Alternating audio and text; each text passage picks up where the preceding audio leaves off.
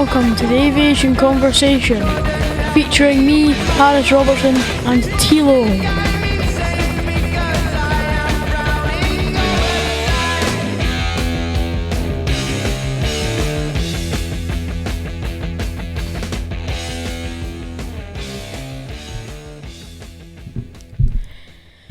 Right, Thilo, I've got a question for you. All right. What's your views on the 737 business that's going on? The bad things. Do you mean with the Max being grounded? Yeah. Like is it the Max 9? I think it's been grounded. grounded. I think it is, yeah. Because what did a window come out? Yeah, like a part of the fuselage just fell off because of loose bolts. Yeah. I mean, it's pretty concerning if you think about it. It's like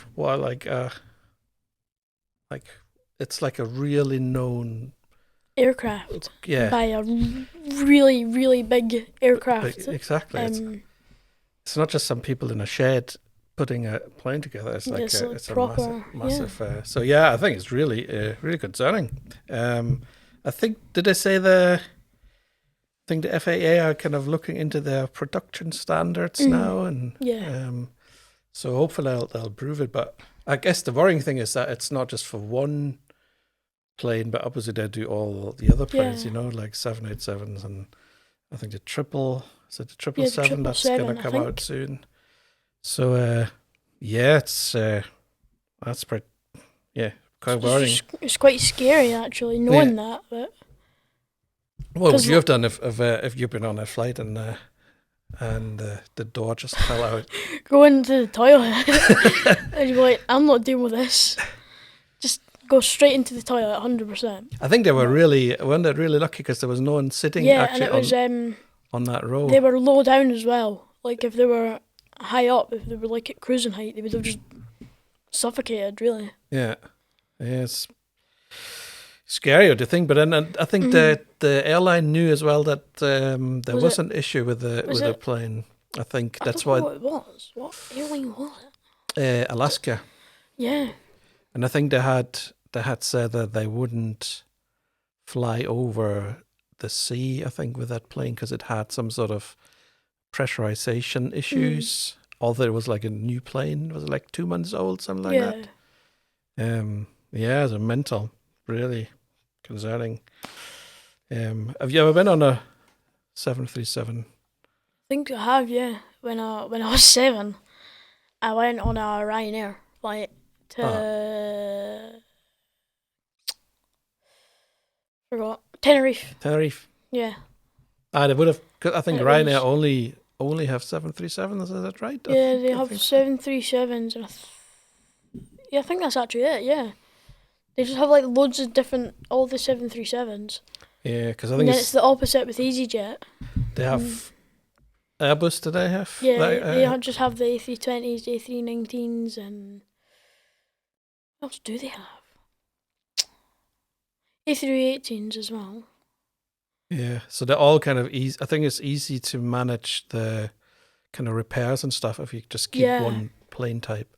However, if then that plane get grounded, then what? Then what? Yeah. Like Ryanair have like two types of planes in their flight now because of that. Well, yeah, a bit more than that probably. I think they have like every 737. Do they? But I don't think the one that was affected, flies in Europe much. I think it was mainly US carriers. I've seen a couple before, like flying over my house and stuff. They're actually really nice. Like they've got nice landing gear actually. Because I remember I went to the airport for the first time to see planes. One went like right over my head like that. Oh, I think with that, can you see the? I think you can see the. Oh yeah, 100%. The tires. I think because there's not a proper landing flap or whatever you call it. They're cool planes. They've been going for like since the 50s or something like that, and they've just kind of updated them the whole time. Yeah.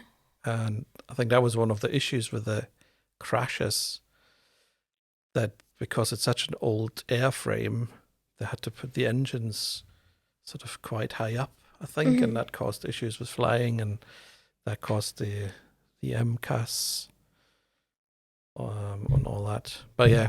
And did you see the crash in Japan? Yeah, the A350. That is mental. Yeah, was it not with a Coast Guard as well? Yeah. They crashed into it. I was quite worried about the amount of flames. I think because there was a lot of flame. Everyone was off the plane. Everyone was fine, I think. Yeah. I don't know about the Coast Guard, but I know the A350. Like all the people on it were evacuated and stuff. Yeah, no, I think that the guys in the Coast Guard didn't make it. Well, maybe just the pilot did. But yeah, it's kind of scary to see a plane so engulfed in flames. Mm-hmm. It's such a new plane as well. Yeah. It's I think they actually brought it out last year or the year before. I think. Was it? Do you know what type it was? I think it was the A350 Neo. Yeah, but it's I think there's a 900 and there's 1,000 and kind of depending on the length. I don't know about that. I think it must have been. I don't think it was the biggest one, the 1,000. I think it was. Nah, it was quite a smaller one. Yeah, but still crazy.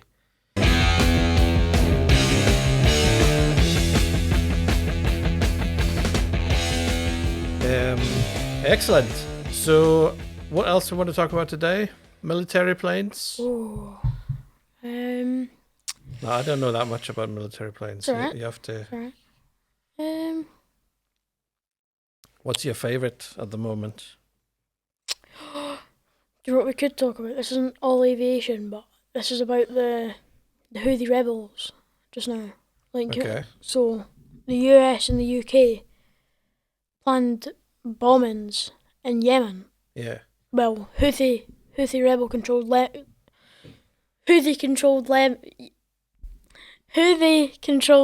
Yemen. Because they were stealing cargo ships from the Red Sea. Okay. They were actually landing helicopters on them and pointing guns at normal people. It's not even military carriers. It's things carrying food and sponges, stuff like that, stupid stuff. So what's hijacking basically? Yeah, they were just taking them and just putting them into their docks. And America noticed this and oh, that's not very good. Gave them 2 or 3 warnings, and then finally they actually tried to steal it was either a US or a UK military ship, but it obliterated them. Nothing got near it. Okay. Because of how new it was compared to them. They're still using UH-60 Blackhawks and things. Okay. Stuff that were used in Vietnam. But yeah, it was actually crazy. Did they use choppers for that? Or yeah. Okay. And finally the US retaliated. Well, the US and the UK retaliated and bombed outposts, airports and things like that. Okay. And now there's a massive station and loads of military activity in the Red Sea to make sure all the cargo ships are going through without the Houthi rebels. And apparently the Houthi rebels want to declare war on the UK and the US. Okay. But I don't think that's a good idea because one bomb and they're a crater.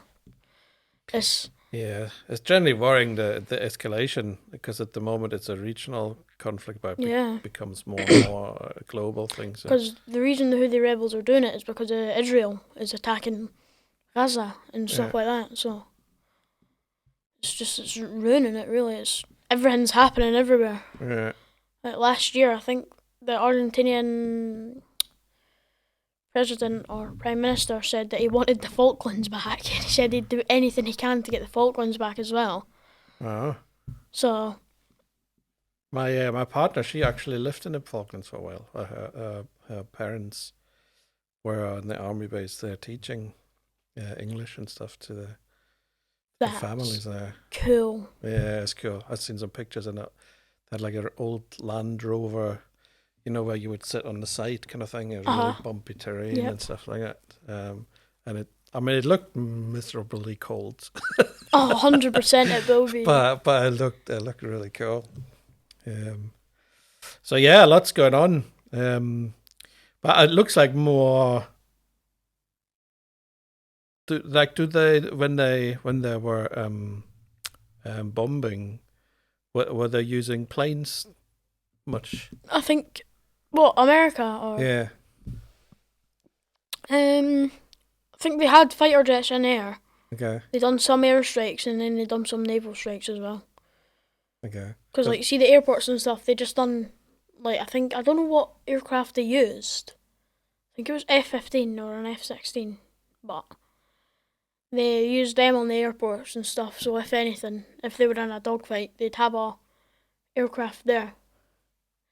But yeah, the Houthi rebels are crazy people. They think they're the biggest army in the world, but one little flick from America or the UK, they're gone. Yemen will be controlled by the UK. It's like they'll have the watermark and everything by next week.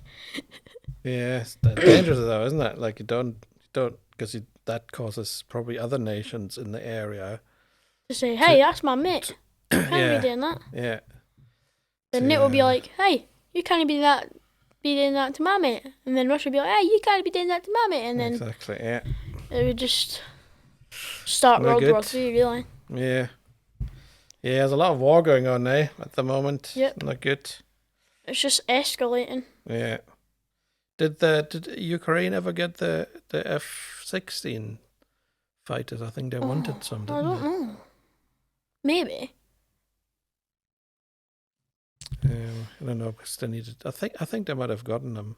Because I think they're using Russian aircraft just now. They're using the Su-35s and stuff. I think it's the training that's the issue, isn't it? I think you need to train for quite a while.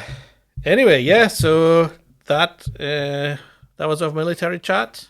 Yeah. Yeah, for today. Anything else you wanna say? Thank you for listening to the Aviation Conversation with me and Thilo. Yeah, podcast number 1. More to come. We've got big plans. What we're going to do, potentially. Go to the Museum of Flight in East Fortune and speak about the planes with microphones, of course. And have like pictures of the aircrafts that we're speaking about. Yeah. Including the Concorde. That's it. And yeah, thinking about maybe even starting filming and all that, but that comes after a while. So yeah, thanks for today. Thank you for listening. Until next week. Till next week.